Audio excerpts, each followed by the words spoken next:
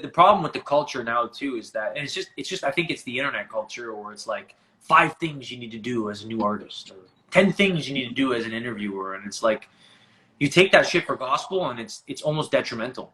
It's first of all, it's designed to be clickable so that you engage with it, so that people can make money on the back end somewhere. But also, it's detrimental to what you do as an artist, because the art is meant to be conceptual. It's meant to be inspired by how you feel. And then you're like, oh, but I should be doing these things that all these other people are saying, even though they're not me. It's like, so you get confused, man. So I honestly feel like my approach, I have to sometimes think about I have to block out what everybody else might do on a record or might do with the same beat, and just do what I'm going to do. And sometimes it's very well received. Sometimes it's a miss, and that's okay, bro. Like that's the way that shit works. That's just how it goes. Like I put out records that I swore to God would be my hit records, and I put them out, and not a lot of people fuck with it, but that's okay. The song meant more to me than it. You know what I think about it, man? Is like I watch those Buddhist monks, and they draw those things in the sand, and it takes them 3-4 days, and then they wipe it away. That's what art is. It's all temporary, man. It's not to be held in. That's the whole point of it. It's just expressionism. And nowadays, it's like no one's listening to like an Etta James record for 6 months.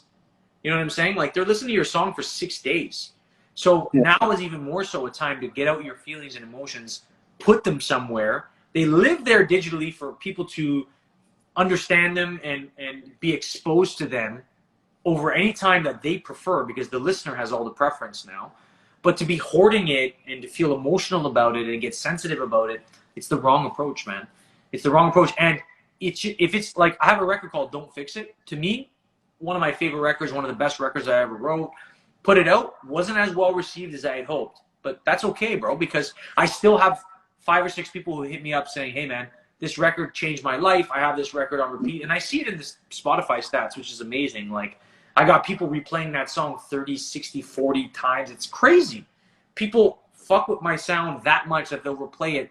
It'll take up that much time in their day. That's all I care about, is the connection I make with one person versus, oh, how many people streamed it. And because if I think about a stream is, they played it for, I think, 10 seconds. That's what's classified as a stream. Yeah. What I care about is, did they playlist it and did they play it 30 times? Because it's hard to fake that, you know?